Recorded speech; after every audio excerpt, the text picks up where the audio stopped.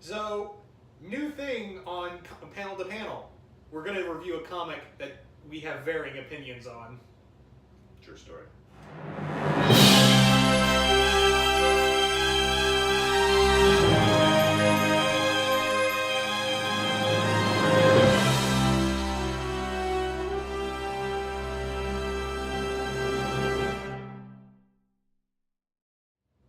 Hi everybody, welcome back to Comic Universe, the only nerd-centric thing you need in your life.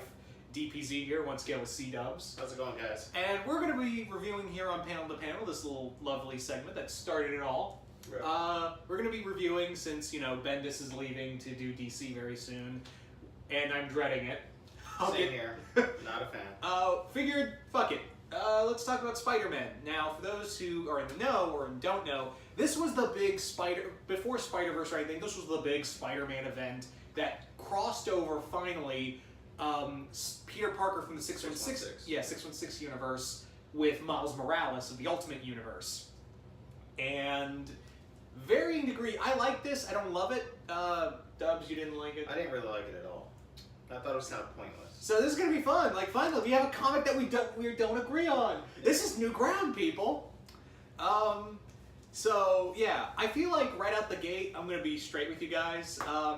This was all just for Marvel to test the waters to see if people wanted Miles in the 616 universe. That is all it is. That, and it's just to see if people really are willing to just accept him in general. You know. And I feel like people were accepting him at this point. Yeah, they were. Yeah, I agree, they were. But I think this, again, like you said, they couldn't have brought him over to 616 if they didn't get the Peter's approval. Or, you know, this was the make or break. And this was the first time Marvel and the Ultimate Universe had crossed over. It wasn't? Yeah, it was. This was the first time. Because, okay. like, doesn't that blow your mind that it had never happened before? Right, yeah. Huh, interesting. Okay. But yeah, this was, for those, this comic is that Peter is hunting Mysterio, or accidentally runs into him, I should say. Yes. And it turns out that Mysterio is not only the Mysterio from our universe, he's also the Ultimate Mysterio, which that blew my mind. Yeah, that was probably my favorite part. Like, because the Ultimate Mysterio was like, we didn't know who he was. Right. And this is so cool that, you know, Mysterio is both versions. Yes, that was really the only thing out of it. That, I mean, the artwork is nice too. Sara Pichelli, I really like. She does a good job. Yeah. And she's going to be doing Fantastic Four, come August, with Dan Slott. Which is awesome. Which I'm actually, like, I know people are shitting on Dan Slott, but I'm kind of interested to see where he goes with Fantastic Four, because he's really good at, like, fun cosmic stuff. Go check out his Silver Surfer. But yeah, this comic is by Bendis, and Bendis is very hit and miss, especially these days. I stress that really big. I mean, he's okay. And his hit, I think, is just okay. To be honest, I've never been a big Bendis. I mean, you could say like, oh, he gave us Miles, and he did some cool stuff with him, and you know. You know, there's a difference between an idea man and a story man.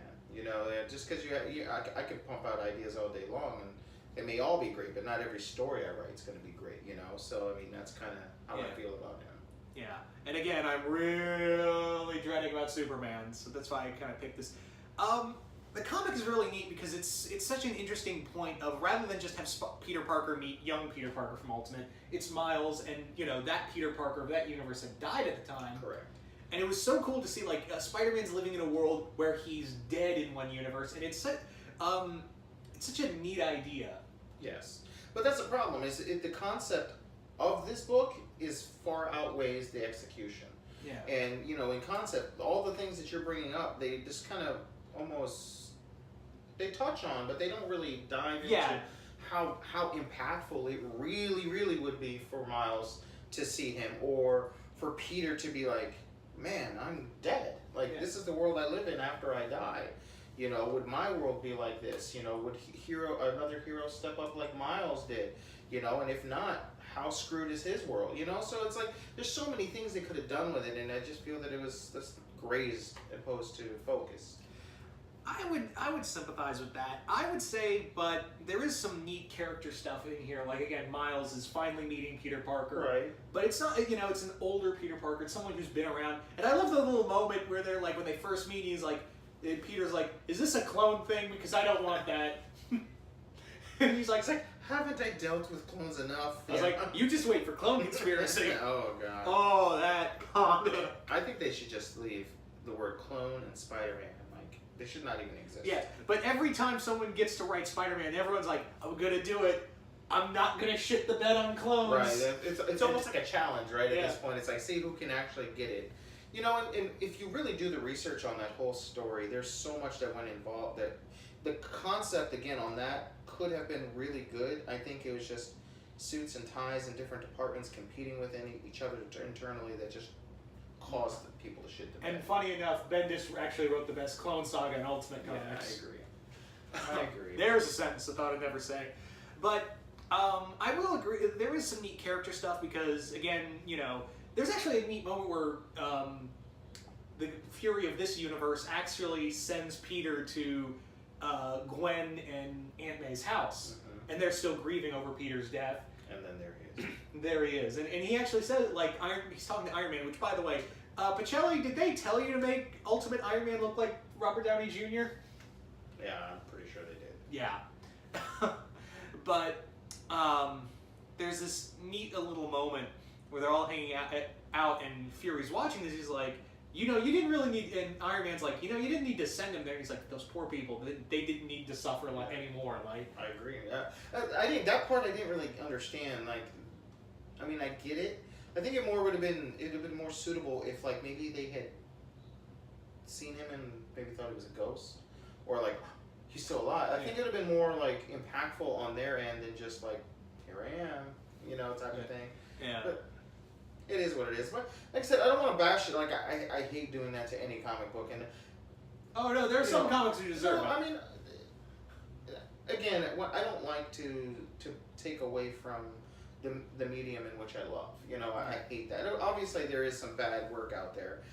This is not, by far, not the worst by any stretch of the matter. It's just, I think it was, again, it's like done PC, you know, it just wasn't organic. It didn't seem like it was needed. It was just like, hey, let's test the waters. Let's just see what people think. Yeah, this is You one know, giant pilot for you getting know, Miles. on the cover, it's like instant classic, so you're just like, oh man, this is going to be epic. And it was just... Kind of. I wouldn't. When I looked at that on the cover of this comic, and it said an instant classic, I went, "You're kind of overselling it there." It's funny. It's kind of, you know, it's like the you know, this is going to be kind of a departure. I get it, but you may be able to follow with me. Michael Jordan has never been quoted once ever to call himself the greatest player to ever play, or even in his era. He never was quoted ever saying he was the greatest. But we all can see that and understand he's the GOAT, right? Still to this day, regardless of what you like. LeBron James constantly has to go on stage and go, well, I'm the greatest player in the world. I'm the greatest player. I would have voted for myself. I'm the greatest player in the world. He needs that self-gratification. I felt kind of like that's what that was. The instant classic. You must buy this because this is the only way we're going to save Miles. It's like, come on. Did we really have to do that? Yeah. It's like false advertisement. That's exactly what the hell it was. Yeah. It is cool. Like, there is some neat stuff, but I kind of wish there was more between Peter and Miles. Like, just them and like one-on-one. Conversating, getting to know each other more, Yeah. and you know, realizing how much one inspires the other. You know, because I think even with Peter, you know, he could have left that feeling a little more secure. You know, that he's maybe even in his own world doing something right. Yeah. You know, seeing how this kid is kind of taking up his mantle, I think he could have gone back to his world realizing that what he's doing is right. If it worked in that universe, it should work in this universe. So I think there's so much more we could have gotten. Yeah. And for 5, I feel like it should have been like one issue more. Like, at least instead of 5-parters, because I will admit that the slowdown is and it is nice character stuff between, you know, Peter with Ultimate Gwen and Aunt May, but on the other hand, it's like, move the car, Bendis. And then because it feels like the fight with Mysterio at the end is kind of an afterthought. Yeah. But Pichelli's artwork, and I do enjoy the fight between Peter and Miles. Like, and I think it's more of Pichelli's artwork that she can easily make stuff so fluid and you know, just make everything like feel.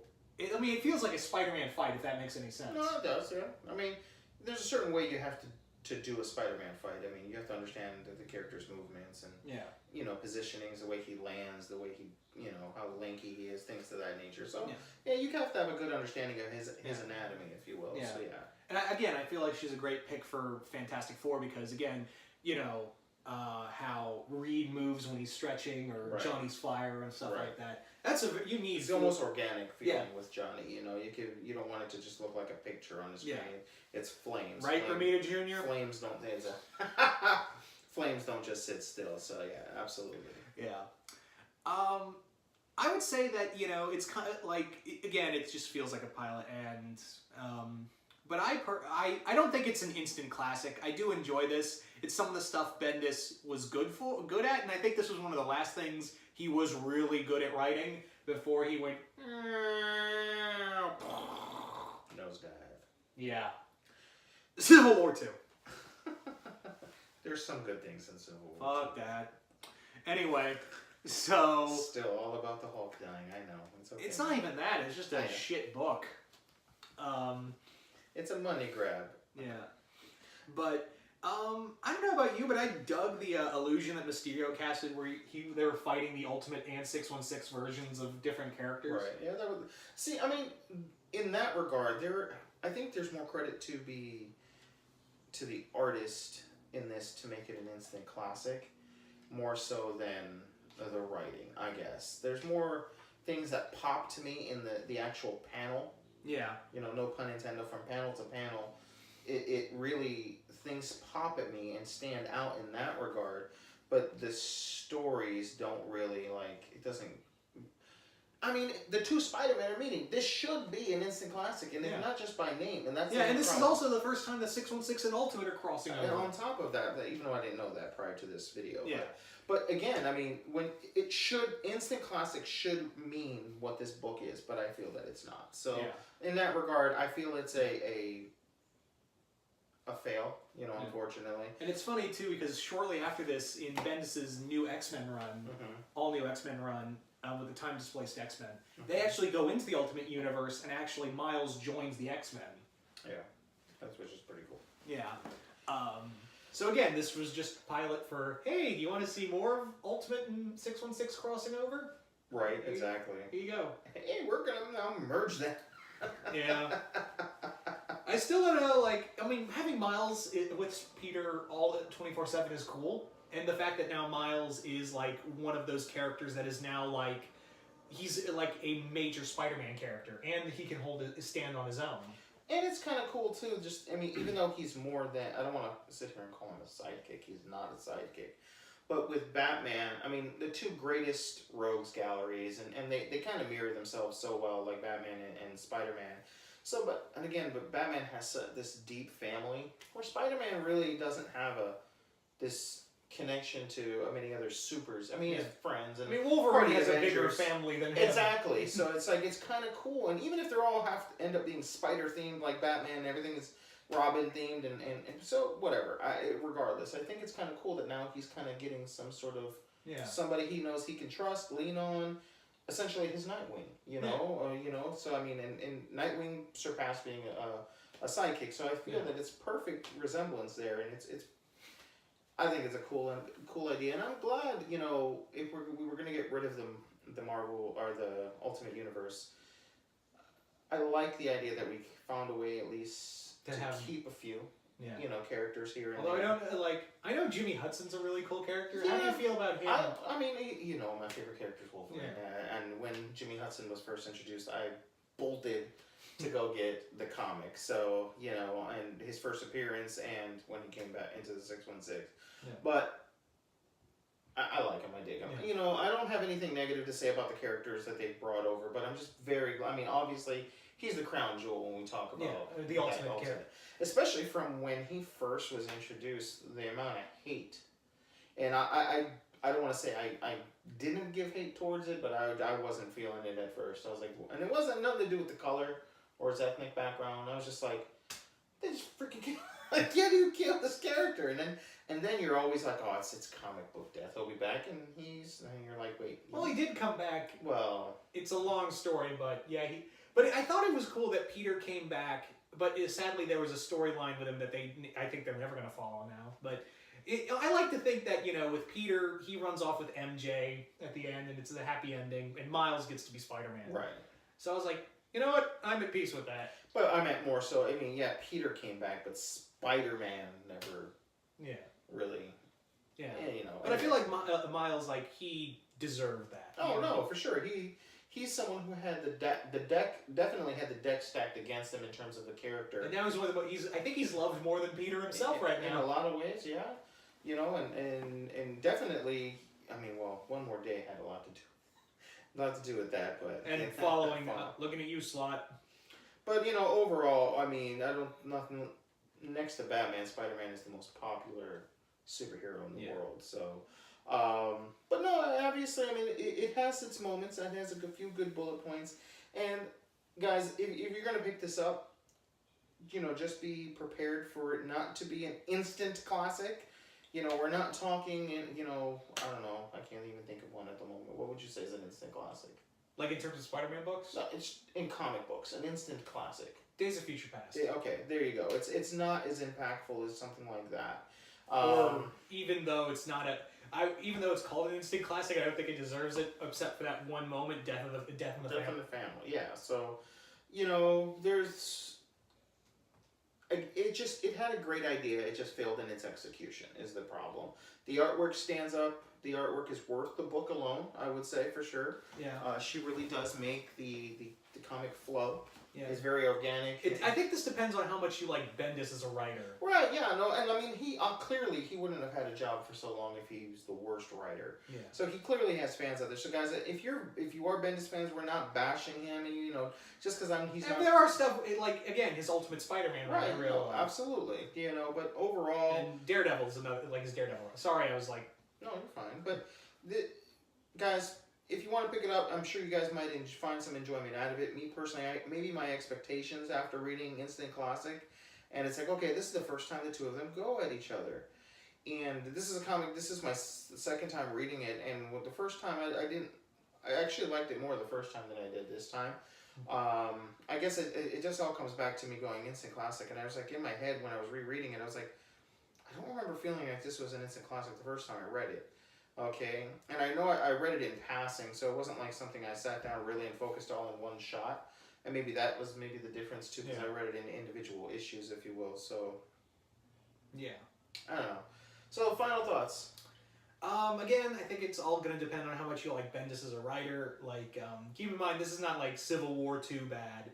I liked it for what it was. It's a neat little story of having finally, for the first time, Peter and Miles meet. And there are some kinks to it. Like, again, I feel like this should have been like at least one more issue longer. Mysterio didn't feel like as big as an imposing threat as you'd think, even though he's the main antagonist. But it was neat to, you know, like I said, this was all one giant like testing the waters for Miles to be in the 616. So I would say give it a look, especially if you're like, this is also like if you know what's going on in like at least the Ultimate Universe. And you were getting into comics, I'd say pick this up, like, if you're looking for something new to read. Right. Okay, so I'm going to throw something at you. We didn't discuss this. I'm just going to throw a loop at you, okay? That's something I was just thinking, just popped in my head as well. So, we're going to kind of do a little bit of a rating here. We're going to put it in your pull list, pass, or borrow. I'm going to say borrow. Because this is, again, I've said it 3 times already. It depends on how much you like Bendis as a writer, and it depends on how much you liked his Spider-Man and Ultimate Spider-Man stuff. And I'm gonna say, unless you are looking for the first time they meet and the first time the two universes meet, and maybe if you are just looking for ultimate stories, then I would say it's a borrow as well. But otherwise, if those things you're not interested in, and you just look for a good story, I would say it's a pass. Yeah, that seems fair. So, I mean, yeah, if you get in your poll, I mean, the book's already over, and neither of us read Spider-Man 2. Right. But we will. Some point. But yeah, there you go, guys. Spider-Man. So next week, you know, Dubs, my man, I feel ashamed of myself. Why is that? Because we haven't talked about a crossover yet, and I'm going to fix it. Bring it. And we're going to be talking about a really damn good one. He-Man, Thundercats. Loved it. This, well, you already, like, but this, like, I figured if we're going to talk about any crossover first, I was like, oh, what about Batman versus Predator or something like that? I was like, nah, let's do something fresh and do something that from 2 shows we both love. And it's relatively new in comparison. Yeah, absolutely. So stay tuned for that, ladies and gentlemen. And guys, if you've read Spider-Man, let us know what you thought. Definitely hit us up in the comments below. We're always there, as you guys know. Also, check us out on our Facebook page.